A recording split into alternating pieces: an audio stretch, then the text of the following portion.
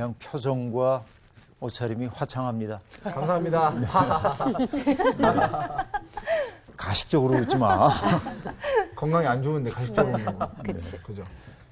세상 살면서 다들 이렇게 행복한 미소를 띠고 살 수 있으면 참 좋겠는데 인생이 그렇게 만만하진 않죠. 네. 살다 보면 괴롭고 힘겹고 어떤 때는 말하고 싶지 않을 때도 있어요. 네. 목사로 살아가는 것 가운데 가장 어려운 게 뭐냐면 아무 말도 할 수가 없는데 말해야 할 때. 그것처럼 어려울 때가 없어요. 맞아요. 그렇죠? 그러니까 오늘은 드릴 말씀이 없습니다 하고 앉으면 좋겠는데 그래도 뭔가 얘기를 해야 될 때 네. 힘들어요. 그러겠어. 그러니까 마치 샘물에서 물이 솟아나오면 펑펑 솟아오르면은 한 바가지 뜨는 거 어려움이 없는데 네. 안 나와. 그러면 어떻게 해요? 짜내야 되는 거. 바닥 긁는 거죠. 이렇게. 그 언어는 말하는 사람도 어렵고 맞아요. 또 듣는 사람도 어렵고 그래서 그렇습니다. 사람은 누구나 다 행복하기를 원하지만 늘 행복할 수만은 없죠. 네. 네. 그래서 삶은 행복과 불행이 함께 짜가는 테피스트리 같아요. 테피스트리. 직물. 이렇게 영어만 하면 참 네. 아니, 모르시는 분들 계실 수 있으니까. 그래요? 네. 네. 그런데 어때요? 인생에 어려운 일을 겪을 때 때로는 혼자 있고 싶을 때도 있죠.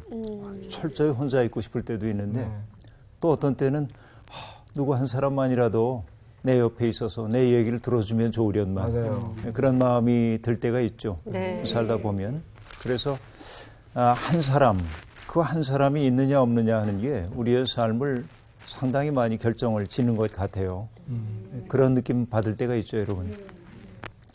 여러분 인생 그 자체가 좀 괴로움인데 아기들이 태어날 때 우는데 어떤 사람은 그게 인생이 괴로워서 그렇다고 그러는데 그건 너무 과한 표현이에요. 숨 쉬느라고 울겠죠, 아이들이. 그쵸. 숨을 터뜨리는 거죠. 네. 그러나 어쨌든 아이들이 울면서 이 세상에 온다고 하는 거를 상징적으로 인생이 고단해서 뭐 그렇다 이렇게 말하는 사람들도 있죠. 네.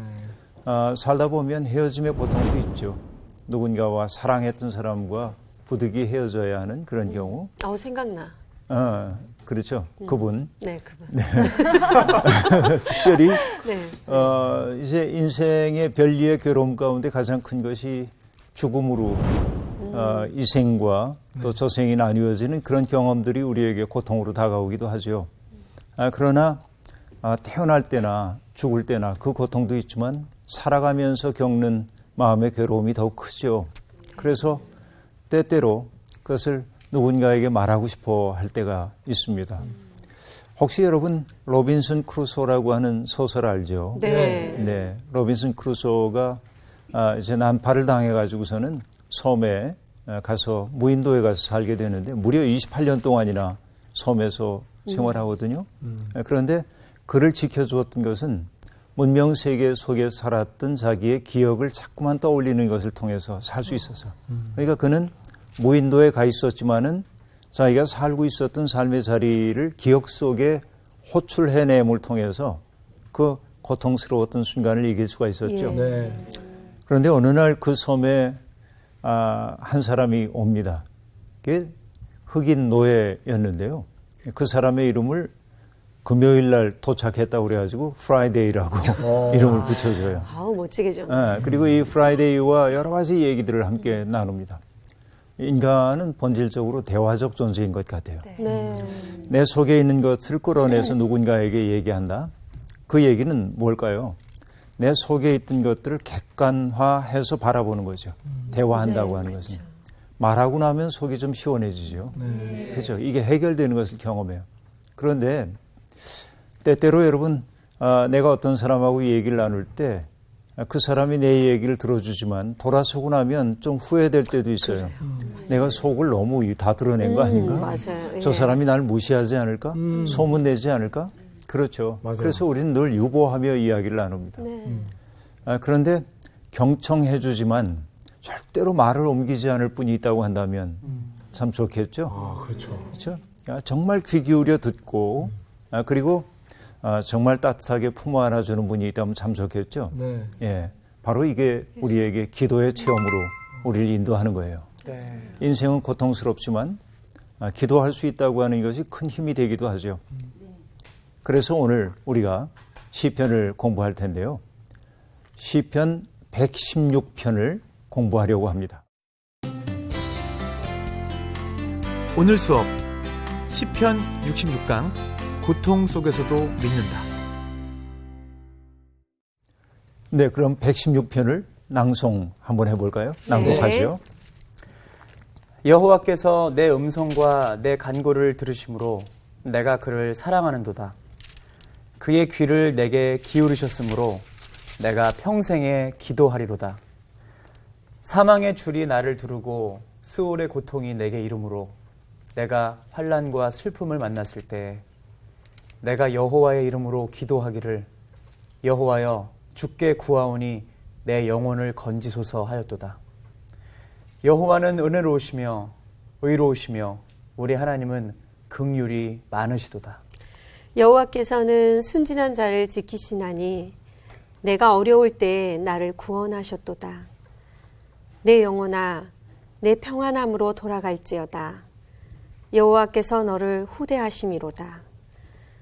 주께서 내 영혼을 사망에서 내 눈을 눈물에서 내 발을 넘겨짐에서 건지셨나이다. 내가 생명이 있는 땅에서 여호와 앞에 행하리로다. 내가 크게 고통을 당하였다고 말할 때에도 나는 믿었도다. 내가 놀라서 이르기를 모든 사람이 거짓말쟁이라 하였도다. 내게 주신 모든 은혜를 내가 여호와께 무엇으로 보답할까? 내가 구원의 잔을 들고 여호와의 이름을 부르며 여호와의 모든 백성 앞에서 나는 나의 서원을 여호와께 갚으리로다. 그의 경건한 자들의 죽음은 여호와께서 보시기에 귀중한 것이로다. 여호와여, 나는 진실로 주의 종이요 주의 여종의 아들 곧 주의 종이라. 주께서 나의 결박을 푸셨나이다. 내가 주께 감사제를 드리고 여호와의 이름을 부르리이다. 내가 여호와께 서원한 것을 그의 모든 백성이 보는 앞에서 내가 지키리로다. 예루살렘아, 내 한가운데에서 곧 여호와의 성전뜰에서 지키리로다. 할렐루야. 네, 오늘 시는 할렐루야 시편 가운데 하나인데요. 우리가 할렐루야 하는 건 하나님 찬양하라 하는 그런 뜻이지만 사실은 하나님 찬양한다고 말할 수 있는 것은 어둠이 없기 때문이 아니라 내 삶에 닥쳐온 어둠까지도 품어 안고 할렐루야를 얘기할 수 있어야 하죠. 네. 좋은 일이 일어났기 때문에 할렐루야가 아니라 나쁜 일이 있다 할지라도 내 삶이 하나님께 속하여 있다는 사실을 가슴 절절하게 느끼고 거기에서 하나님을 찬미할 수 있음이 성숙한 믿음이겠죠. 네. 오늘 이 시에 주제어가 있다고 한다면 죽음입니다. 그렇죠. 여러분 유의해 봤는지 모르겠습니다만은 죽음이라는 단어가 몇 번 겹쳐 나와요. 사망이라는 표현으로 나옵니다만은 3절에 보니까 사망의 줄 그런 표현 나오죠. 네. 8절 보니까 주께서 내 영혼을 사망에서 하는 표현이 나옵니다. 15절 그의 경건한 자들의 죽음은 하고 말합니다. 네. 그러니까 결국 이 시를 관통하고 있는 하나의 정서가 있다면 죽음에 대한 공포 같은 거라고도 볼 수 있겠죠. 그러니까 거의 죽음을 예측할 정도의 고통스러운 상황, 환난, 핍박, 어려움이에요. 그런데 그런 어려움 속에서 그가 소생할 수 있었던 까닭은 긍휼을 베푸시는 자비하신 하나님에 대한 기억이었습니다. 그렇죠. 이것이 이 시의 내용을 결정하고 있다고 얘기할 수 있겠습니다.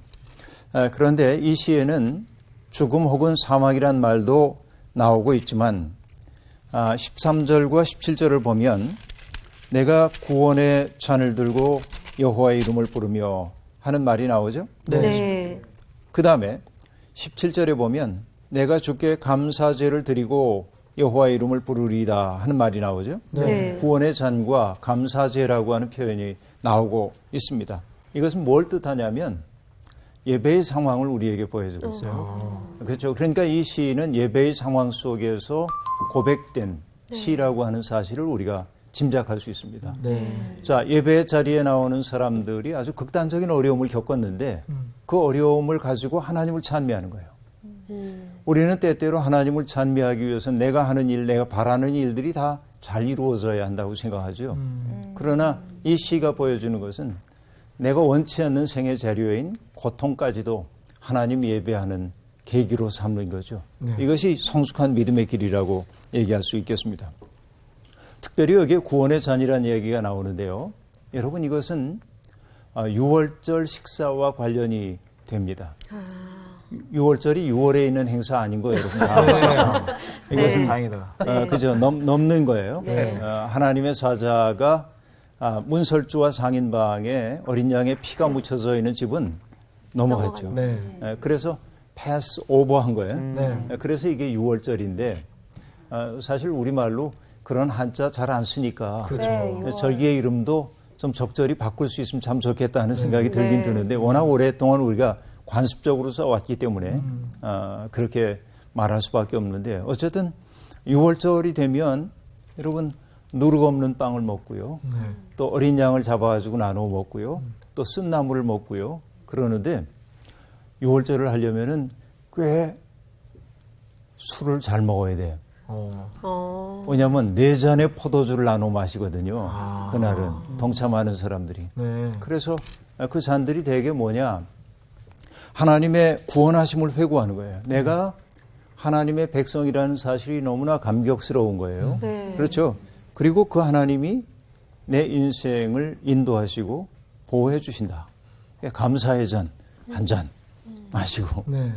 그 다음에 두 번째 잔은 뭐냐면 자기가 속하여 있는 이스라엘 공동체를 하나님께서 어떻게 구원하셨는지를 기억하며 감사해서 한 잔. 그렇죠? 그 다음에 그동안 주께서 내게 일상적으로 베풀어 주신 복에 대해서 감사하며 한 잔. 그렇죠? 마지막으로 그것은 뭘까요? 찬양입니다. 하나님을 찬양하기 위해서 잔을 마시죠. 이렇게 4잔의 포도주를 마십니다. 취하겠는데. 나도 그 생각했어. 네. 그러니까 뭐 잔이라고 큰 잔에다 벌컥벌컥 마시는 건 아닐 거고. 네. 그렇죠? 이건 의식적인 잔이니까. 네. 그런데 그건 상당히 의미가 있죠. 이렇게 나누어서 자기의 생각. 그러니까 개인의 삶뿐만 아니라 개인이 속하여 있는 역사까지도 기억하면서 네. 감사를 드리는 거죠. 결국 그런 일을 통해서 자기의 정체성을 확인할 뿐만 아니라 네. 자기가 속해 있는 공동체의 정체성까지도 확인하는 네. 그런 축제라고 얘기할 수 있겠습니다.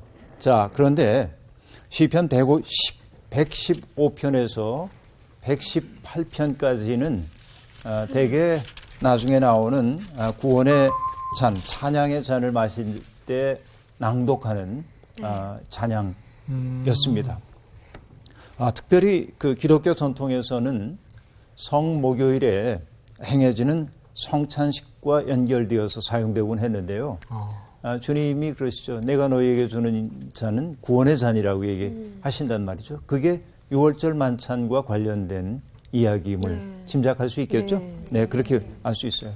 축복의 잔입니다. 그렇죠? 고린도 전서에서 얘기하고 있는. 자, 본문으로 한번 가볼까요? 1절에 보니까 여호와께 내 음성과 내 간구를 여호와께서 내 음성과 내 간구를 들으심으로 내가 그를 사랑하는도다 하고 말합니다. 네. 자, 1절의 핵심어는 들으심으로라는 이야기이죠. 이 시의 대전제는 들으시는 하나님입니다. 경청해 준다 하는 얘기이죠. 자, 그런데 들으시는 그 하나님에게 이 시인이 평생 기도하겠다고 얘기합니다. 자, 어떤 경우인가 보세요.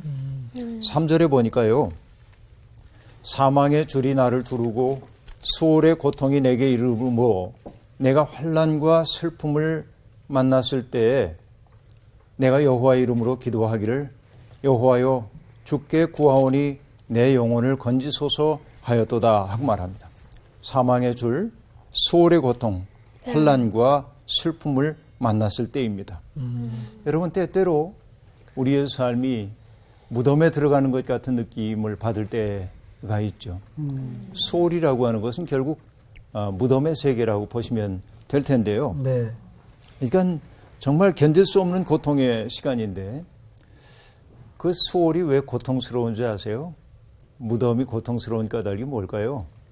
숨을 못 쉬니까. 어? 숨을 못 쉬니까 답답해. 답답해. 나밖에 없잖아요. 나밖에 없어. 사랑하는 사람도 못 뭔가 보고. 못 보고. 네. 자기 혼자 있으면서 뭔가 다 오케이. 단절돼 있는 어떤. 맞았어. 그 얘기예요. 지금 미란 씨가 얘기한 분리되어 있는 감정. 그렇죠. 나 홀로 있는 것이죠. 네. 분리되어 있어도 빛이 있다고 한다면 네. 견딜 수 있겠는데 빛도 이 소울이라고 하는 것은 빛조차 없고 모든 것으로부터 단절되어 있어요. 네. 그러니까 단절되어 있다고 하는 얘기는 나를 도우러 올 수 있는 사람이 아무도 없는 거죠. 네. 이것이 우리가 일상 속에서 경험하는 수월의 고통들이죠. 살다 보면 이런 경험 많지는 않지만 내가 그런 경험을 갖지 않는다고 그래가지고 다른 사람들이 다 행복하게 사는 건 아니죠.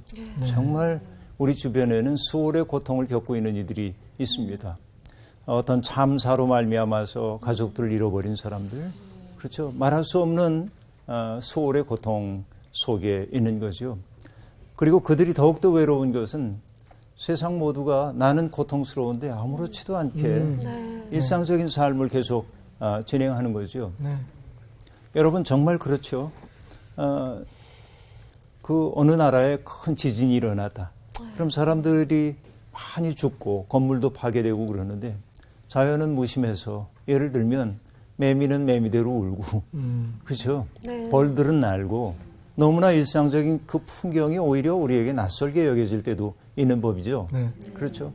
나는 고통스러워하고 있는데 다른 사람들은 행복해 보이는 거예요. 이게 이제 사람들을 더 못 견디게 만들 때입니다. 그래서 인간다움이라고 하는 거는 지금 슬퍼하고 있는 사람 옆에서 너무 기쁜 내색 안 하는 게 인간다움이에요. 내가 그에게 해를 끼치지는 않는다 해도 그렇죠. 지금 슬퍼하고 고립되어 있고 분리되어 있다고 느끼는 사람 앞에 너희 그만 좀 울어 하고 말한다든지 너희들 모습 보는 거 이제 지겨워 이렇게 말하는 건 굉장히 폭력적인 일이죠. 네. 그러나 우리 사회가 너무 무정하게 변해가지고 고통받고 있는 사람들에게 이제는 좀 그만하라고 말하는 경우가 종종 있죠. 네. 그렇죠. 이것은 정말 참담한 일이에요. 이게 어떻게 보면 교양 없음이에요. 그렇죠? 홍수가 나가지고 모든 사람들이 어려움을 겪고 있는데 홍수와 무관하다고 거기서 골프를 치는 사람들도 있었어요. 그죠? 이전에 있었어요. 정말로. 홍수가 나가지고 집이 물에 잠겨서 고통받고 있는 사람들이 있는데 홍수에 밀려온 물고기를 잡고 있는 사람들도 있었어요.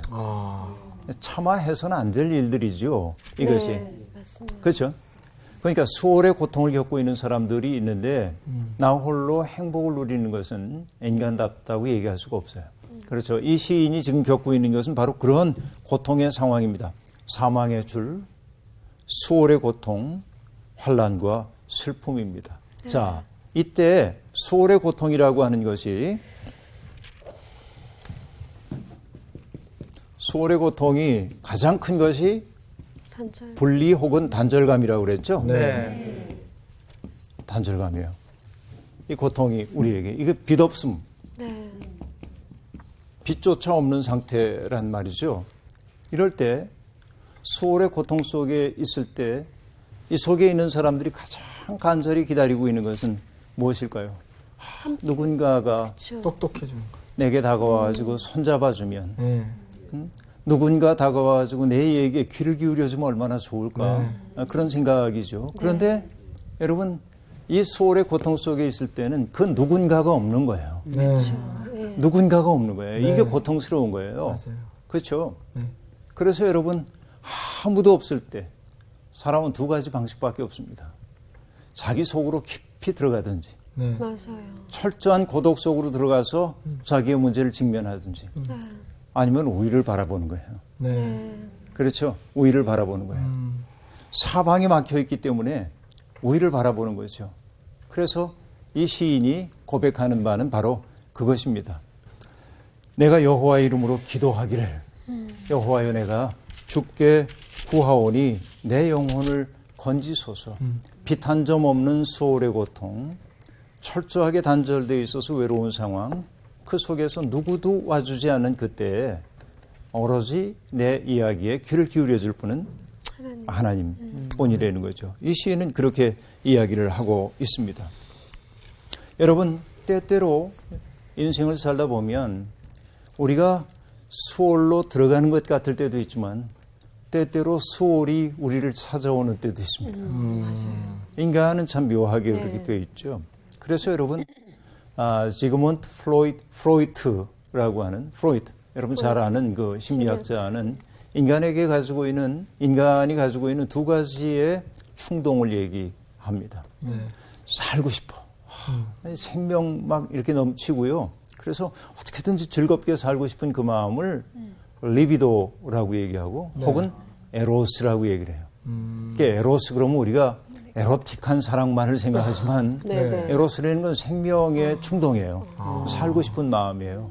그렇죠. 대개 생명들이 살고 싶어 하잖아요. 근데 인간 속에는 에로스만 있는 게 아니라 죽음의 충동도 있습니다. 자기를 지워버리고 싶은 생각이 들 때가 있어요. 그것을 신화에 나오는 인물의 이름을 따서 뭐라고 하냐면 타나토스라고 얘기해요. 타나토스. 인간에겐 타나토스의 충동이 있어요. 자기를 지워버리고 싶은 충동이죠. 때때로 고통에 몰리다 보면 죽음의 충동을 느끼기도 합니다, 사람이. 그렇죠? 수월이 내 인생을 찾아와서 나를 고통스럽게 만들 때 때때로 생의 의욕, 에로스 혹은 리비도는 완전히 잦아들고 타나토스가 나를 지배하는 것 같을 때가 있죠. 그래요. 그런데 이 시인은 잘 찾았습니다. 그때 찾아야 할 분이 누구인지를 안 거죠. 하나님이었어요. 그렇죠. 그 하나님은 5절에 이렇게 얘기하고 있죠. 여호와는 은혜로우시며 의로우시며 우리 하나님은 긍휼이 많으시도다. 여호와께서는 순진한 자를 지키시나니 내가 어려울 때에 나를 구원하셨도다 라고 이야기하고 있습니다. 하나님은 순진한 자, 그러니까 순진하다, 달고 달았다 그런 얘기가 아니고 이때는 그 마음이 오로지 하나님을 향한 사람, 그렇죠? 마음이 나누지 않은 사람, 그렇죠? 그런 사람을 얘기해요. 그리고 어려움을 겪는 사람들, 그 하나님이 건져주신다고 얘기하고 있습니다. 그렇죠? 그 하나님이 그런 수월의 고통 속에 있는 사람에게 평강을 주신다고도 얘기하고 있습니다. 그렇죠? 이것이 이 시인이 찬미하는 까닭임을 우리들이 알 수 있습니다. 8절에 보니까요, 하나님이 베풀어 주신 구원에 대한 이야기가 나오는데 주께서 내 영혼을 사망에서 내 눈을 눈물에서 내 발을 넘어짐에서 건지셨나이다 하고 말합니다. 여러분, 내 영혼을 사망에서 하고 얘기할 때 영혼의 사망은 어떤 것일까요? 우리도 때때로 영혼의 사망을 경험할 때가 있거든요. 모든 게 무기력해졌을 때. 그럴 때 있죠. 아주 인생이 재미가 없고 무기력하고 그뿐만 아니라 세상의 모든 게 무의미한 거예요. 그럼 진짜 살기 힘들겠다. 그렇죠. 여러분, 예수님이 그러셨죠. 사람이 떡으로만 사는 게 아니라 하나님의 입에서 나오는 말씀으로 산다 그랬어요. 이 말은 달리 얘기하면 사람은 떡으로만 사는 게 아니라 의미를 먹고 산다 그런 얘기입니다. 인간은 밥만 먹고 살 수가 없어요. 의미가 있어야 돼, 내 생이. 그렇죠? 예를 들어서 누군가가 내게 7.5kg 되는 그 돌멩이를 들고 1시간 서 있으라고 그러면은 이게 참 의미 없는 짓을 하고 있는 거죠. 그렇죠. 왜지? 왜죠? 근데 안으신 모양은 약간 악이 안으신 것 같으세요. 눈치챘어? 네네. 내 손녀가 7.5kg인데 기가 막히다. 이 아이를 1시간 동안 안고 있는 건 행복한 일이에요. 그렇죠. 그렇죠. 왜냐하면 의미 있어요. 그렇죠. 이것은. 그렇죠. 그런데 사람이 견딜 수 없는 일은 무의미한 일을 시키는 거예요. 네, 맞습니다. 그렇죠? 전에도 얘기한 적이 있는데요.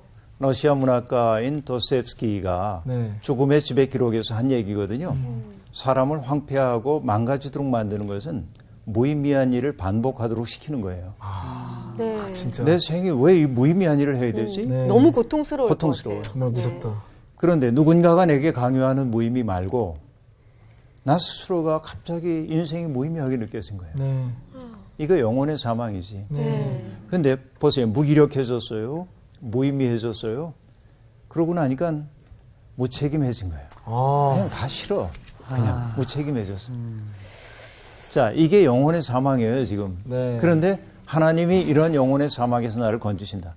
무기력한 자리에서 이렇게 세우시고 무의미의 늪속에 빠져들고 있던 사람들을 건져내서 의미를 찾게 하고. 여러분, 의미 있으면 밤도 새울 수 있잖아요. 그렇죠. 그럼요. 그 일이. 그렇죠? 네. 의미 있으면 힘겨운 일도 즐겁게 할 수 그럼요. 있잖아요. 네. 인간은 의미를 먹어야 사는 존재거든.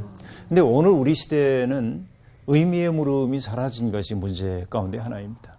그렇죠? 독일 말로는 진프라게라고 하는데 의미 물으면 이것이 의미 있나? 인간은 그 의미를 따지는 존재이거든요. 근데 의미가 없을 때 사람은 무책임한 존재가 되기도 하는 거죠. 그런데 눈물에서 건지셨다는 얘기는 뭘까요? 때때로 여러분 말할 수 없는 슬픔과 비애가 내 삶 속에 찾아오기도 하는데 그 슬픔과 비애라고 하는 것 이것에 자꾸만 떠밀려 가다 보면 우리들 주체할 수 없는 고통 속에 빠지기도 합니다. 네. 그런데 어느 복음성가가 기억나네요. 정확한 가사는 아닌데요. 슬픔의 파도에 떠밀려도 기쁨의 해안에 당도한다고 그랬던가? 그런 가사가 있어요. 저희가 만들겠습니다. 그걸로. 그거 있어. 있어, 이미. 그래요. 있어. 슬픔의 파도에 떠밀려도 기쁨의 해안에 당도. 이게 대단한 얘기 표현이 아닙니까? 표절이라도 해야겠어요. 표절하지 마. 네. 그러니까 인생의 슬픔의 파도가 없을 수는 없는데 네. 그 파도를 타고 내가 기쁨의 해안을 향해 갈 수 있는 능력. 이것은 하나님으로부터 맞습니다. 공급된다는 것이에요. 이게 눈에서 눈물을 지워주시는 것 아니겠어요? 네. 그 다음에 어떤 얘기가 나오죠? 내 발을 넘어짐에서 건져주신다 하고 말하는데 여러분 넘어짐은 결국 좌절, 자포자기 그런 것 아니에요? 네. 실족하는 것. 여러분 영혼의 질병 가운데 가장 심각한 질병이 절망입니다. 맞습니다. 그래서 킬케골이라고 하는 철학자는 절망을 죽음에 이르는 병이라고 말하거든요. 바로 이런 것이지요. 좌절과 자포자기하는 거. 그렇죠? 하나님은 우리에게 그 좌절과 자포자기를 딛고 일어서서 자기의 삶을 새롭게 기획할 수 있는 능력을 주신다. 이것이 이 시인의 고백이라고 볼 수 있습니다. 삼중적 구원의 체험이라고 말할 수 있겠네요. 그렇죠? 네. 그 다음에 보니까요, 이 시인이 작정합니다, 이젠. 그 하나님의 은총을 경험했기 때문에 9절에서 얘기하죠. 내가 생명이 있는 땅에서 여호와 앞에 행하리로다 하고 말합니다. 내가 산자의 땅에 있는 동안 결국은 내 삶을 어떻게 꾸려가요? 하나님 앞에서. 그렇죠? 전에도 얘기했는데 여러분 기억나세요? 사랑하면 네. 사람들이 사랑하면 멀어져요? 가까워져요? 가까워지죠. 마주봐요? 등 돌려요? 마주봐죠. 정규 씨가 특별히 대답을 열심히 그러네. 하고 있네요. 얼굴에 써 있어. 얼굴에 써 있어요. 행복한 것이. 네. 왠지 곧 결혼하실 것 같아요. 야. 네. 네네. 그러니까 사랑하면 마주 바라보죠. 그리고 가까이 가고 싶어져요. 네. 그런데 사랑하던 그 사이에 죄가 들어오면 마주 보지 않고 등 돌려. 눈을 딴 데로 돌리기 시작하고 등을 돌리고 네. 멀어지기 시작합니다. 그렇죠. 그래서 사랑은 하나 되게 하는 힘이고 풀리지. 죄는 소외시키는 힘입니다. 서로. 그렇죠. 결국 죄라고 하는 것이 멀어지게 하는 거예요. 근데 하나님 앞에서 인간이 죄를 저질렀을 때 사람은 하나님 앞에 있는 것을 힘겨워합니다. 아담이 그랬죠. 아담이 하나님의 낯을 피하여 숨었다고 네. 얘기하죠. 네. 바로 그런 얘기인데요. 이 시인이 작정하는 것은 나는 이제 살아서 숨 쉬는 동안 하나님 앞에서 살겠다. 그렇게 말합니다. 이게 코람데오인가요? 그렇죠. 대단한 표현을 지금 했어요. 하나님 앞에서 살겠다. 호람되어. 그렇게 지금 얘기를 했어요. 자, 여러분 10절에 보니까요. 내가 크게 고통을 당하였다고 말할 때에도 나는 믿었도다. 내가 큰 고통을 당했는데 그때에도 나는 믿었도다 하고 말합니다. 여러분 나는 믿습니다. 미스미다라고 하는 것을 라틴어로 크레도라고 합니다. 그래도. 크레도 인 데움, 나는 하나님을 믿습니다. 어? 이렇게 말하는데 크레도라고 하는 말은 여러분 이 크레도라고 하는 말 속에 그냥 나는 믿습니다 한 단어 속에 적혀 있어요. 라틴어는 원래 동사 속에 격이 들어가. 그래서 나는 믿습니다야 여기에 이미. 괜찮다. 그런데 주어가 들어가 있네. 근데 생각해 보세요. 외울 게 엄청 많아. 그러겠구나. 정말 많이 외워야 돼. 그러니까 라틴어 그것만 외우죠? 배우기 쉬운 크레도만 언어가 외우죠. 아니에요. 그런데 크레도라고 하는 거 나는 믿습니다 하고 말하는데 저 크레도라고 하는 단어 속에는 심장이라는 뜻이 담겨 있어요. 그래서 나는 믿습니다는 나의 심장을 당신께 바칩니다라고 하는 뜻이 담겨 있는 거예요. 이야, 저 한 단어에 그런 많은 뜻이. 묵직한데 이거. 그러니까 이건 굉장히 묵직한 거예요. 그러니까 우리가 쉽게 믿습니다 하고 말하는데 말로 믿습니다 그러는데 심장은커녕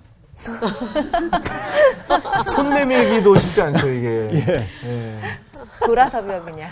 돌아서면 그러니까. 심장이 없는 믿습니다는 약간 미슈입니다. 약간 이거잖아요. 미슈입니다. 저기 심장이 없는 그 오즈의 마법사에 나오는 심장이 없는 허수아비 있잖아요. 예. 네, 그런 거지. 심장을 바쳐야 돼요, 우리들이. 그냥 믿는 거와 네. 심장을 맡겨서 믿는 거하고 그렇죠. 정말 그러니까. 다르죠. 그 다르죠, 진짜 목숨을 정말. 다한 거잖아요, 그죠? 심장이라는 게 결국 나의 중심이니까 그렇죠. 나의 가장 핵심적인 것을 그분께 바친다는 얘기죠. 그런데 중요한 것은 뭐냐면 내가 좋을 때가 아닙니다. 아, 네. 내가 고통당할 때에도 나는 내 심장을 바칩니다. 이게 믿음이란 말이죠. 이게 어마어마한 얘기이죠. 그렇죠? 아, 네. 그리고 그가 얘기합니다. 내가 놀라서 이르기를 모든 사람이 거짓말장이라 하였도다 하고 말하는데요.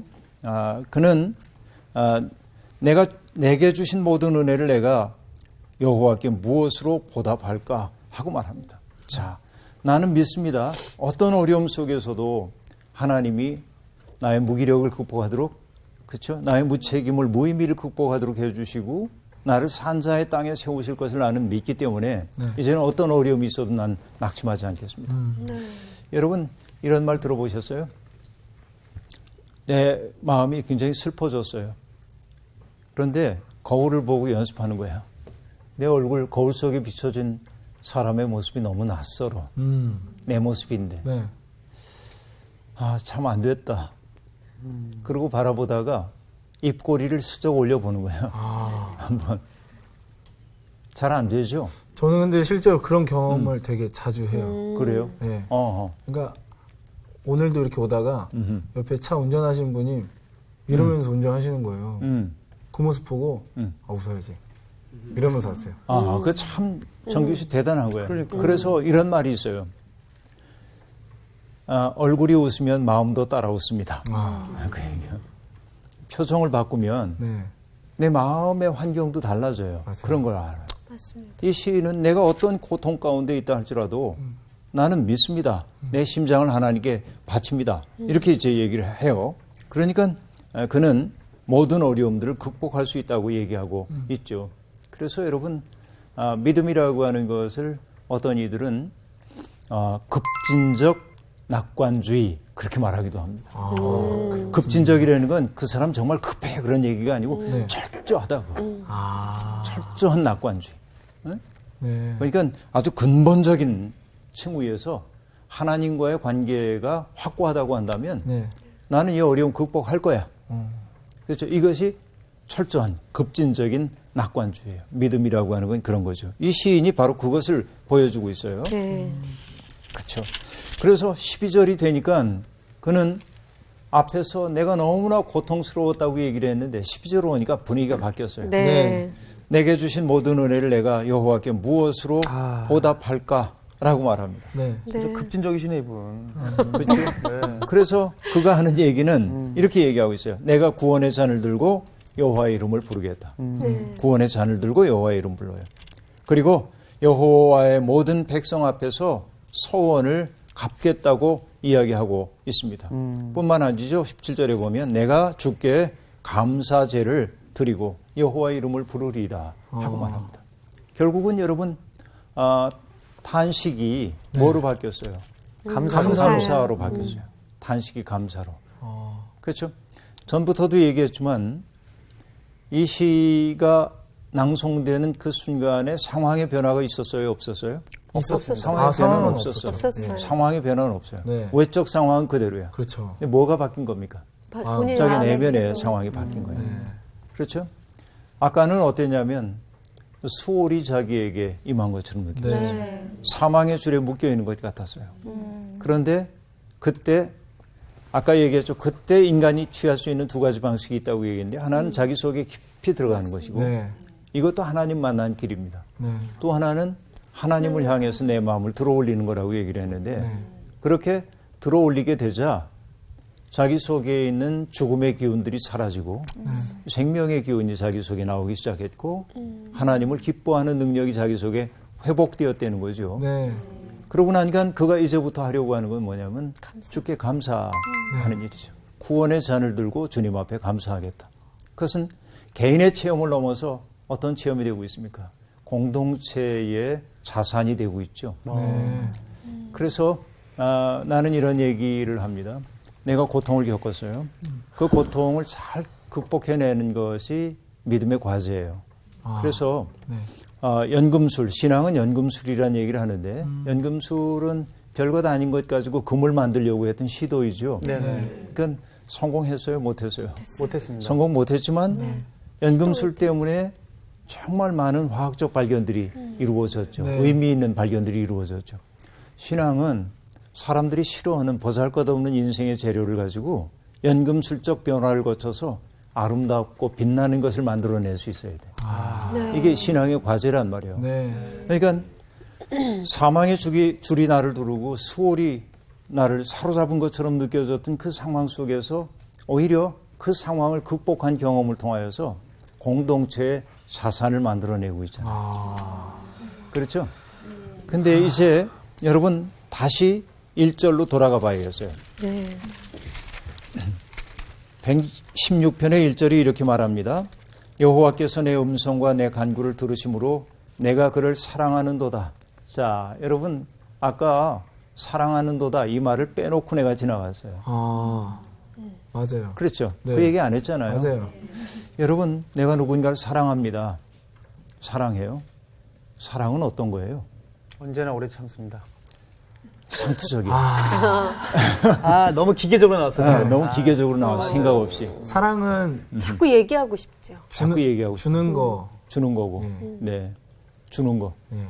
사랑은 자기 초월의 능력이죠. 네. 내가 사랑하면 나의 한계를 넘어서서 누군가에게 내가 사랑하는 대상을 위해 뭔가 해주고 싶죠. 네. 에리 프롬이라고 하는 사회심리학자는 사랑의 기술이라고 하는 책에서 그렇게 얘기하죠. 사랑의 네 가지 속성이 있대. 내가 누군가를 사랑하면 돌보아 줘야 돼. 네. 돌봄. 그 다음에 사랑하는 사람은 존경해야 돼. 존경이 사라지면 사랑도 없어요. 네. 알았죠? 맞아. 여기 다 부부들이 이제 존경해야 돼. 네. 그 다음에는 서로를 알아가야 돼. 지식이야. 맞아요. 그렇죠. 잘 알아야 합니다. 네. 내 방식대로 그를 대하면 안 됩니다. 네. 그렇죠. 그래서 그 사람이 본래 하나님이 주셨던 그 생의 모습대로 가능성대로 살아갈 수 있도록 하기 위해서 그를 알기 위한 노력을 해야 돼. 치열하게. 근데 알려고 하지도 않고 그쵸. 내가 잘했잖아. 당신 왜 그래? 이렇게 얘기하면 안 돼. 맞아요. 맨날 그런 걸로 싸워요. 사람들이 다 다르잖아요. 그러니까 그를 알기 위해서 돼. 뭐 화성에서 온 남자, 뭐 금성에서 온 여자 그러던데 네. 그런 거. 그게 신혼 때는 어느 네. 정도 그렇게 하려고 노력은 하지만 나중엔 이제 포기하죠. 중년에 조금 접어들면서는 알긴 뭘 알아. 그냥 그대로 사는 거지. 그냥 정 때문에 사는 거지. 그러니까 그렇게 갑자기 슬퍼져. 네, 그런데 이 사랑의 마지막 요소가 있어요. 그건 책임입니다. 책임. 그래서 책임이라는 게 뭐죠? 죄송합니다. 영어를 써서. 책임을 영어로 얘기하면 responsibility인데 그 말은 response라는 말에서 나왔어요. 네. response 하는 건 뭐예요? 반응하는 거죠. 그렇죠. 이게 책임이에요. 네. 그의 말에 대해서 책임지는 거죠. 그런데 이게 사랑인데 하나님 사랑하는 것도 똑같아. 우리가. 하나님 사랑하면 어떻게 돼요? 하나님을 우리가 돌봐드릴 수는 없지만 네. 하나님의 마음을 알아차려야 돼요. 그렇죠. 네. 하나님의 마음 알아차리고 하나님이 돌보려고 하는 대상들을 내가 돌보려는 마음을 가져야 돼요. 이게 하나님 사랑입니다. 맞죠? 네. 여러분. 하나님 존경해야 되잖아요. 존경한다고 하는 것은 여러분 어떤 것을 뜻할까요? 그냥 하나님 존경해요 이렇게 얘기하는 게 아니고 이게 성서적 용어로 얘기하면 경외입니다. 하나님을 정말로 경외하는 것이죠. 네. 인정하는 것이고 그분의 뜻을 따라서 내 삶을 바꿔나갈 수 있는 능력이죠. 그 다음에 지식이라고 얘기했는데 하나님을 아는 지식. 우리가 뭐 하나님 그렇게 잘 알 수 있겠어? 그러나 하나님의 뜻이 무엇인지는 성서를 통해 우리에게 증언되어 있기 때문에 네. 그 뜻을 알기 위해 애써야 합니다. 내 삶을 거기에 자꾸만 조명해 나가야 하는 거죠. 네. 그 다음에 책임인데 하나님에 대해서 책임을 지는 방식은 다른 것 없습니다. 아까 돌봄 얘기한 거하고 똑같은데요. 하나님이 이 땅에서 돌보고 싶어하는 그 사람을 내가 돌보는 책임적 주체가 될 때 우린 비로소 하나님 사랑한다고 말하셨어요. 그렇죠? 오늘 1절에서 내가 이제 하나님 사랑합니다 하고 말하고 있는데 하나님 사랑해요 맨날 말로만 하지 말고 금방 얘기했던 이런 삶을 우리가 선택하게 될 때 정말로 사랑한다고 말할 수 있다. 여러분 오늘 우리가 사는 세상 사망의 줄이 우리를 두르고요. 수월이 우리를 사로잡는 것처럼 보여도 그 수월의 고통을 오히려 빛으로 변화시키는 연금술적인 마술이 우리에게 필요하죠. 결국 그렇게 될 때 우리 속에 차오른 사랑 가지고 하나님의 사랑 되갚으며 살 수 있지 않을까 생각합니다. 오늘 시의 내용은 그런 것이었습니다. 오늘 수업 마칠게요. 감사합니다. 감사합니다. 저는 오늘 주례 말씀 들었어요. 주례 말씀. 거의 진짜 그렇네. 꼭 이야기를 해줘야겠다. 사랑에 대한 네 가지. 진짜 내가 볼 때는 우리 선생님은 언어의 연금술사야. 저는 이 방송을 보고 계시는 중년 우리 집사님들, 권사님들 정말 이 사망의 음침한 수월의 골짜기에서 일어나셔갖고 생명의 기운 받으셔갖고 환하게 웃으시면서 정말 좋아지셨으면 좋겠어요. 오늘 뜻깊네. 계속 더 웃고 자세한 있어야겠다. 내용은, 더 자세한 내용은 우리 김대란 누나를 좀 초청해 주시면 가능합니다. 감사합니다. 이번 주 퀴즈입니다. 5가지 제사 중 속번제와 규례가 같은 제사는 무엇인가요? 1번 번제, 2번 속죄제, 3번 화목제. 정답을 아시는 분은 CBS 성서학당 홈페이지에 정답을 올려주시거나 우편으로 보내주시면 됩니다. 보내실 곳은 서울특별시 양천구 목동 서로 159-1 CBS 성서학당 담당자 앞입니다. 연락처를 꼭 남겨주세요. 선정되신 분들에게는 대한성서공회에서 성경, 송태근 선생님의 내가 어디 있느냐, 하나님이 꿈꾸는 교회, 김기석 선생님의 일상 순례자, 신의인 선생님의 땅과 하늘의 갈림길에서 가운데 하나를 드립니다.